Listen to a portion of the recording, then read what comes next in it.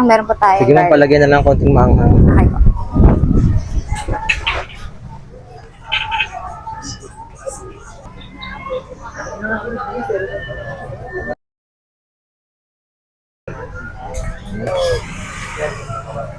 Pili kayo sa anghang, sir. Yan.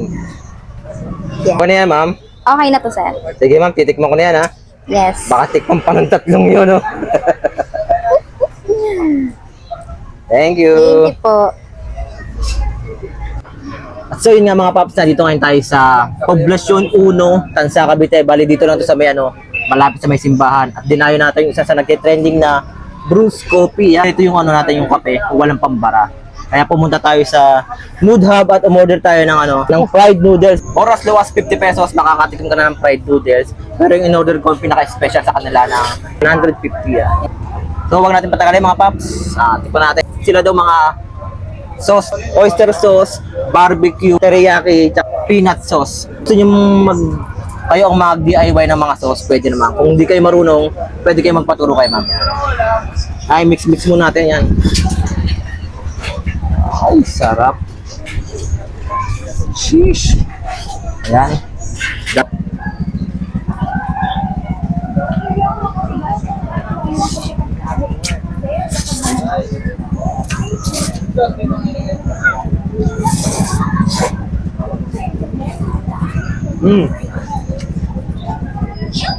Sarap niya.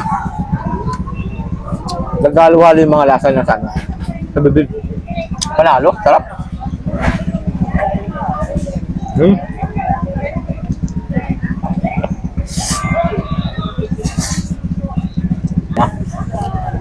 Saktong-sakto yung pagkakatimpla ni ma'am.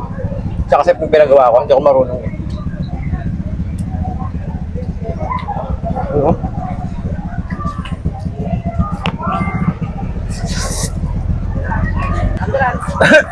Nahirinan ako, parang gusto ko ng panulak.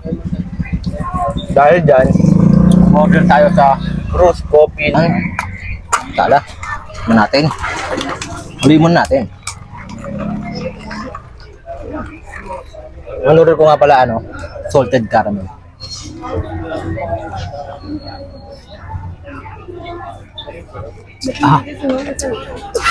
Napakasarap ng kape nila. Authentic ng lasa. So para mga paps, kung naghanap ka ng masarap na pupuntripan, dayo niya itong Bruce Coffee, Nood Hub. Napakasolid ng mga pagkain dito at saka mga drinks nila. So paano? Upusig mo na daw ha. Sa muli. Paalam.